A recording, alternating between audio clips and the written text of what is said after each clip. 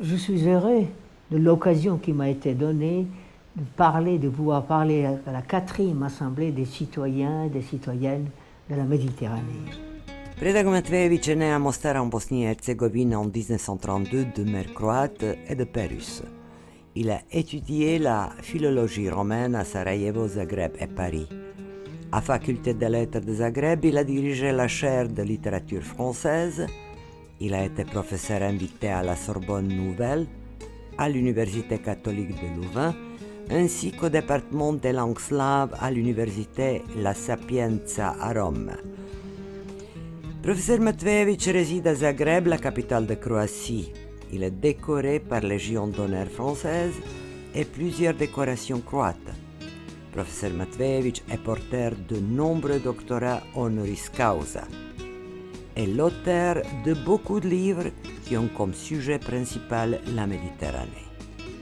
Parmi les titres les plus connus sont Pour une poétique de l'événement, Épistolaire de l'autre Europe, Entre asile et exil, Le monde ex, La Méditerranée et l'Europe, Île Méditerranée, L'autre Venise, Notre pain et son bréviaire méditerranéen traduit en 23 langues, tout récemment en turc et hébreu. Predrag Matvejević est président du conseil de la Fondation Laboratorio Mediterraneo de Naples, vice-président international du Pen Club de Londres. Il a été membre du groupe des sages de la Commission européenne à Bruxelles, membre fondateur de l'association Sarajevo de Paris et de Rome. Je ferai mon exposé tout en regrettant que ma santé ne me permet pas en ce moment de faire des voyages, des déplacements, des périples, des navigations longues. Et je vous parle de Zagreb, capitale de la Croatie, d'où je proviens, qui est devenu récemment membre de l'Union européenne et qui tâche à répondre aux exigences de cette haute fonction. Au départ se pose la question, c'est Fernand Braudel qui la pose, la question « Qu'est-ce que la Méditerranée ?» Il répond tout de suite 1000 choses à la fois. Non pas un paysage, mais d'innombrables paysages. Non pas une mer, mais une succession de mers. Non pas une civilisation, mais des civilisations entassées les unes sur les autres. Quelle belle réponse. Il ajoute, ce grand connaisseur de la Méditerranée, la Méditerranée est un très vieux carrefour. Depuis des millénaires, tout a conflué vers elle, brouillant, enrichissant son histoire.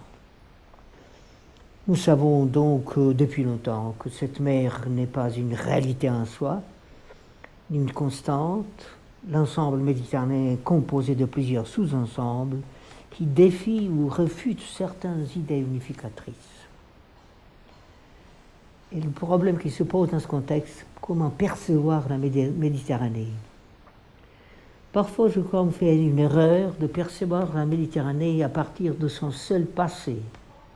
Ça reste une habitude tenace, des historiens surtout, tant sur le littoral que dans l'arrière-pays. Cette patrie des mythes, qui est la Méditerranée, a souffert des mythologies qu'elle a elle-même engendrées ou que d'autres ont nourries. Cet espace riche d'histoire a été souvent victime de l'historicisme, de toutes sortes d'historicisme.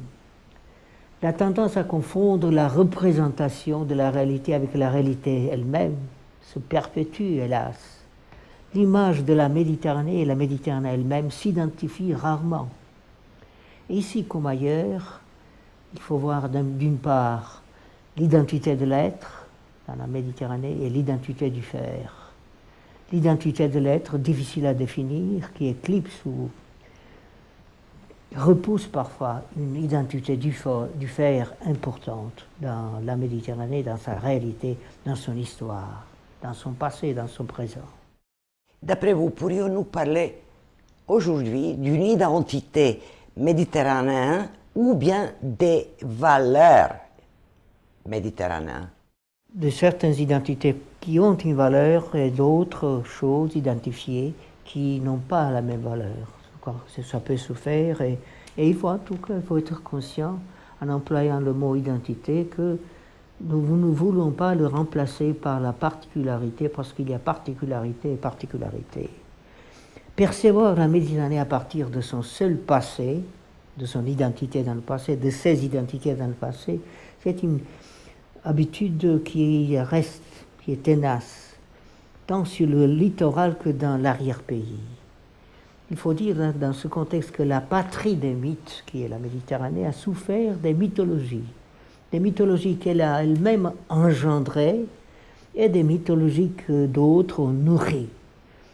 Cet espace riche d'histoire a été victime de toutes sortes d'historicisme, surtout historicisme académique, professoral, disons. Donc, espace riche d'histoire, victime souvent d'historicisme. La tendance à confondre, ça me semble important, confondre la représentation de la réalité avec la réalité elle-même. Ce n'est pas la même chose. La représentation de la réalité peut varier d'une personne à l'autre. Et donc l'image de la Méditerranée elle-même ne s'identifie pas, s'identifie très rarement. Pour procéder à un examen critique de ces faits, il faut se délester au préalable d'un ballast encombrant relevant du passé et du présent. Il faut ajouter que la Méditerranée a affronté la modernité avec du retard, ça se sent, ça se voit, ça se connaît. La Méditerranée n'a pas connu la laïcité sur toutes ses rives, ça c'est aussi évident.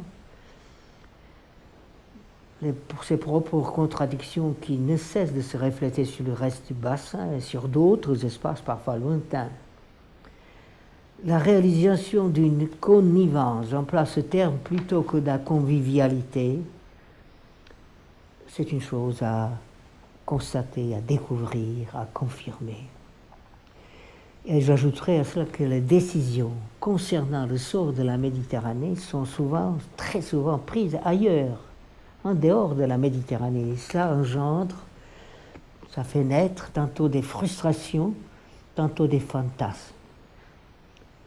Quoi qu'il en soit, les consciences méditerranéennes s'alarment et de temps en temps s'organisent, comme ici, nous, en ce moment, à Constantinople. Les exigences ont suscité, au cours des dernières décennies, plusieurs plans, projets, programmes, réunions. Je me souviens moi-même d'avoir insisté à Chartres, Athènes, Marseille, Barcelone, surtout la conférence de Barcelone, sous Romano Prodi, j'étais en quelque manière son assistant. Le plan bleu à Sophia Antipolis, qui projette l'avenir de la Méditerranée à l'horizon 2025. Nous ne sommes pas encore là. Les vieilles déclarations de Naples, Malte, Tunis, Split, Palma de Majorque, entre autres. Ce sont des efforts pour sortir la Méditerranée de ces stagnations, de ces crises. Ces efforts louables et générés dans leurs intentions, stimulés, soutenus souvent par certaines commissions gouvernementales ou institutions internationales, n'ont obtenu des résultats voulus.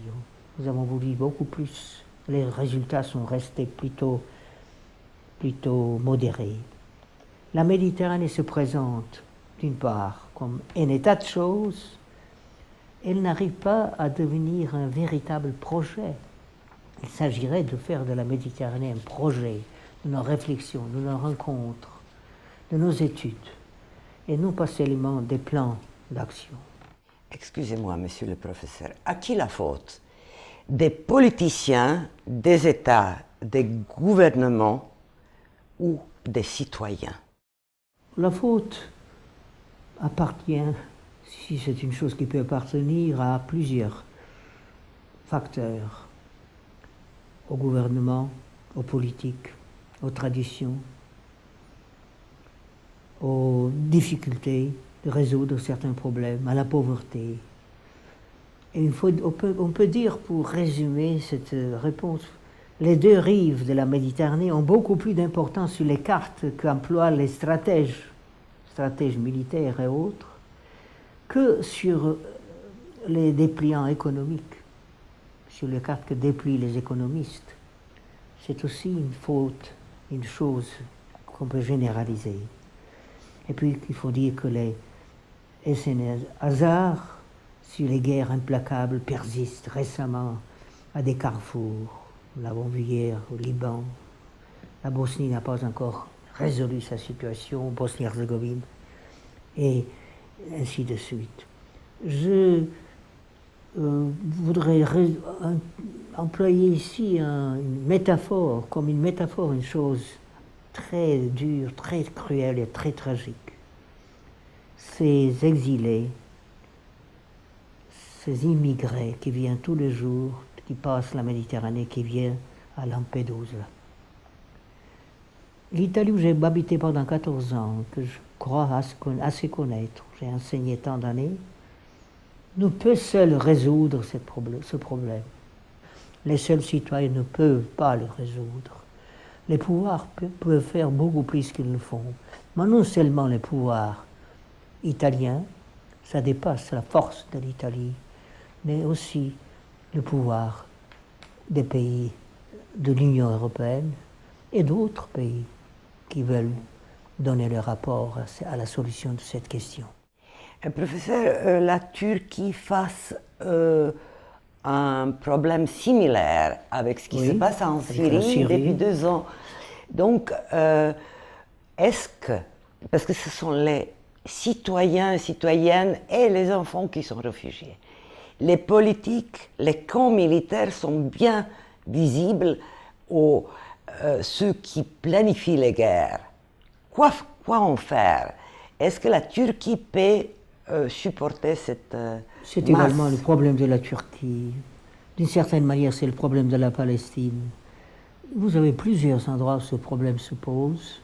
Et je crois, en commençant à le résoudre, à le penser, je crois que c'est notre prochaine assemblée pourrait se consacrer justement à ce problème. Il faut partir. Il faut partir non seulement d'une réflexion, mais aussi d'une élaboration.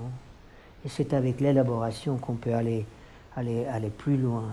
Savez-vous que pour faire ce passage dangereux, cette navigation brève et dangereuse, ça coûte 5 ou 6 années de travail aux gens qui le tentent. Alors, engager tous les gains, tous les salaires qu'on obtient pendant 5 ou 6 ans pour faire une catastrophe sur cette mer, risquant à chaque pas de se noyer. Et là, vous voyez, c'est le problème non seulement social, non seulement économique, mais problème de l'humanité, problème humaniste. Moral aussi. Pourrions-nous, en tant que l'Assemblée des citoyens et citoyennes de la Méditerranée, parce que c'est une association de bénévoles, pourrions-nous en faire quelque chose? La chose plus facile et la moins efficace, c'est d'envoyer quelques bateaux de nourriture qui peuvent suffire pour une semaine ou pour un mois, mais ça ne suffit pas. Il y a des questions de principe, il y a des questions plus profondes qui doivent se poser, que nous sommes là donc devant une problématique d'ordre moral très très très profonde et très difficile. On peut dire encore quelque chose sur nos mers voisines. La mer Noire cherche ses manières à se rapprocher en quelque sorte, à entrer dans la Méditerranée, bien qu'il y ait ce passage à travers le Bosphore, il s'agit de trouver d'autres liens plus intimes de cette mer ancienne où se passaient certains mythes de la Méditerranée, n'est-ce pas?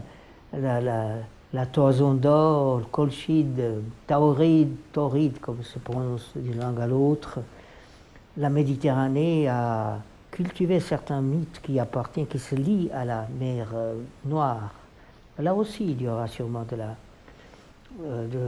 la discussion, du débat.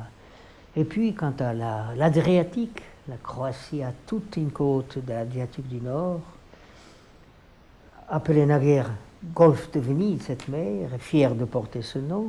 L'Adriatique se voit réduit à un bras de mer dans les crises que nous traversons, que traverse toute l'Europe et une grande partie du monde, que traversent aussi les pays balkaniques, les pays de l'ex-Yougoslavie, que traverse la Croatie, il y a des choses à faire. L'Adriatique est une mer qui a son passé, son histoire, ses difficultés, et je crois que nous avons notre tâche, notre devoir d'y penser, mais d'inclure ces problèmes qui sont les nôtres dans la problématique de la Méditerranée. Nous faisons partie, l'Adriatique fait partie de la Méditerranée. C'est un golfe de la Méditerranée. Certaines de nos villes, en ce moment, nous voyons comment dirais-je, ville de Dubrovnik qui devient une capitale importante. Méditerranéenne. Ça exige une grande responsabilité. Nous devons répondre, le gouvernement, les politiciens, les citoyens croates doivent penser à cette occasion qui s'offre avec une ville resplendissante. Celui qui est venu une fois, toute la vie désire de revenir. Comment peut-on arrêter ou empêcher, par quels moyens, ces divisions dont nous parlions au début? De l'Est à l'Ouest, tout est divisé, comme disait Léonard de Vinci. Pourra-t-on arrêter ou empêcher ces divisions? Par quels moyens? Des divisions qui se créent à chaque point, de l'Orient à l'Occident, du Nord aussi. Ces questions souvent restent sans réponse. Les sages ont dit qu'on ne peut pas avoir la paix autour de nous si nous n'avons pas la paix en nous-mêmes. Comme vous êtes un des sages de cette Europe, de cette Méditerranée que nous aimons tous, pour conclure votre exposé, pourriez-vous nous faire une définition ou bien souligner la différence entre deux mots, géopolitique et géopoétique, que vous proposez aux citoyens et des citoyennes de la Méditerranée? Vous savez, géopolitique est liée, elle dépend des projets politiques qui sont souvent très opposés les uns aux autres, qui font les guerres, sont volontairement mal définis pour pouvoir échapper. Et donc, il pourrait y avoir une géopolitique honnête. Certaines tentatives de ce genre ont été faites, mais les résultats sont encore insuffisants. Géopoétique se trouve dans les œuvres de Valère. Peut-être pour ce qui concerne la mer, on pourrait dire aléopolitique, politique maritime. Là, il y a des problèmes aussi, il y a des problèmes pratiques, politiques. Il y a les zones où vous pouvez aller, où vous pouvez pêcher, où vous ne pouvez pas pêcher, etc. C'est aussi, vous savez, ces lois sont parfois très sévères, très répressives. Et donc, il faut distinguer l'un à l'autre. Il faut être très prudent quand on voit ce qu'on vous offre et ce que vous prenez. Parce qu'on peut très facilement se tromper, être trompé. Et il faut dire, il y a tant de forces autour de notre mer qui savent tromper. Ne permettons pas qu'ils compromettent notre mer.